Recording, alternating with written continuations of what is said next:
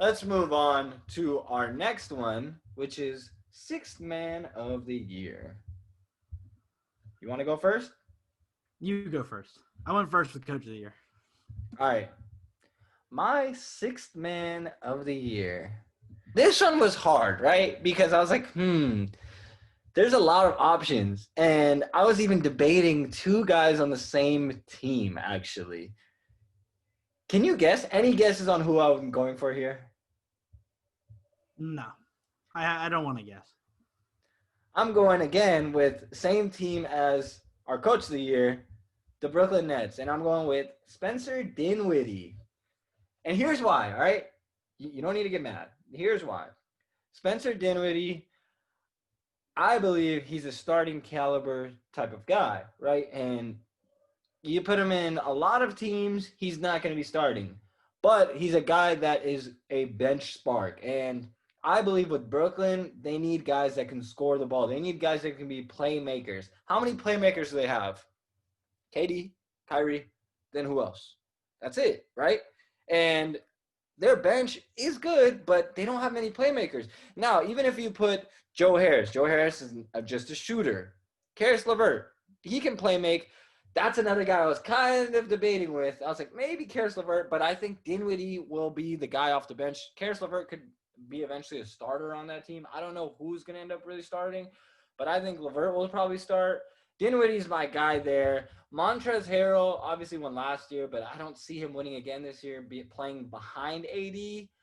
And yeah, that's really what I have right there. Caleb, what did you put? It's going to shock some people, but I was a fan of this guy. Sorry, my cat has decided to join us tonight for the podcast. We stand Calypso, all right? But I was a big fan of this guy in Cleveland last year. He got traded to Utah at the trade deadline, I think, or maybe a little bit sooner. But I like Jordan Clarkson. Now, I know it's going to shock a lot of people, but he can score in bunches off the bench. And I feel like the Sixth Man of the Year award is like strictly scoring in bunches off the bench. So I'm going to say that my pick would be the one and only Jordan Clarkson. I think he could be a big spark for them off the bench. I don't know. I'm excited to see what he can be. I'm not. I don't think Jordan Clarkson has much else to really go up. I mean, yeah, he's a good player. He's a decent NBA player, a rotational player. But to me, a guy that's a sixth man is more of a guy that can get you wins. And just like a Lou Will, somebody off the bench that helps a really good team. Utah is that team, but is Jordan Clarkson that guy to me? No.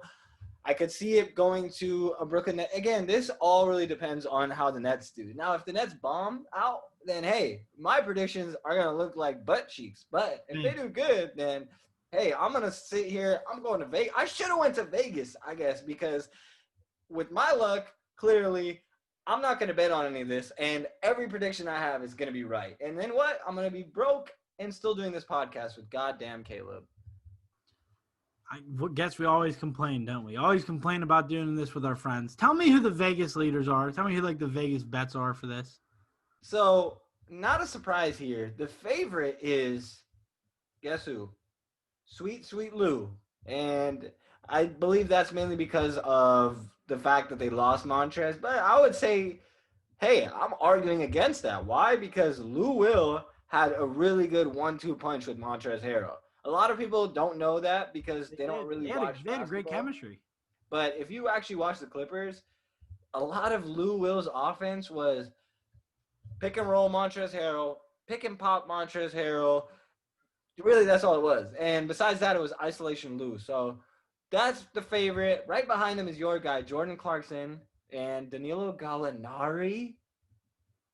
What? Is Gallo not starting? And did I not do my Hawks homework? If they don't start him, man, dude. What? Listen, with how bad offensively their starting lineup is, you really need your main bench guy to be a defensive player. They're really, really, really in trouble if they're not going to have too good of a season if they don't have any defense on that team. And I'm starting to get scared that they won't have any defense in that rotation whatsoever. Right behind Gallinari is Serge Ibaka. I don't see that one either. No, because, again, the whole point of six-man is to basically be a scorer, bring a spark plug off the bench. I don't think Serge can be that. But I think he's on there because people have convinced themselves that the Clippers are just a 6-man of the year breeding ground. I mean, Yeah. Jamal Crawford, Lou Will, Montrez won it last year. Like, I think that's why he's on there because he probably shouldn't get that award. That's not the type of player that wins that award. And Ibaka's 31. Like, I get Lou's older, but Ibaka is showing signs that he's kind of slowing down. Yeah. Lou Will hasn't shown any signs of slowing down. And Serge, I mean, we just don't know. Is he going to fit that Montrezl Harrell role? Maybe, but how well will he do it? That's up to how the Clippers really handle that offense. And a guy like Spencer Dinwiddie is tied with Serge Ibaka. That's my guy.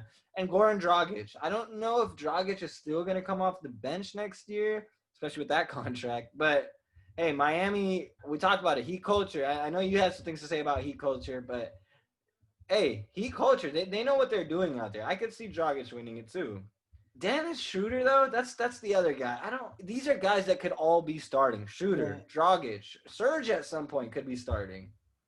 Dennis should probably be starting. I don't think they really have a main point guard. I know LeBron stepped in and played that role good enough last year, but like I don't know. I think Dennis would be better off starting. But dude, then again, Alex Caruso, dude, he's so good. He's bald. Dude, yes, he is bald, but you can make the argument, though, that – Calypso, would you stop getting in the picture? You could make the argument, though, that Dennis is probably more impactful for them off the bench because LeBron, again, can be that main initiator as a starter. I don't know. It's weird this year with 6-man of the year. I feel like it's wide open, if you know what I mean. My last one is a sleeper one. He's all the way down the list at plus 3,300. So – that means if you bet $100, you can win $3,300 if, guess who? Derrick Rose wins it. I could see Derrick Rose sneaking in there. Now, with Killian Hayes there, we might not see much of Derrick Rose in that same position, but hey, if D-Rose gets traded or if D-Rose gets legitimate minutes, he is a serious 6-man threat. So I would not be surprised. Hey, if you got money, go do that right now. That's a good sleeper.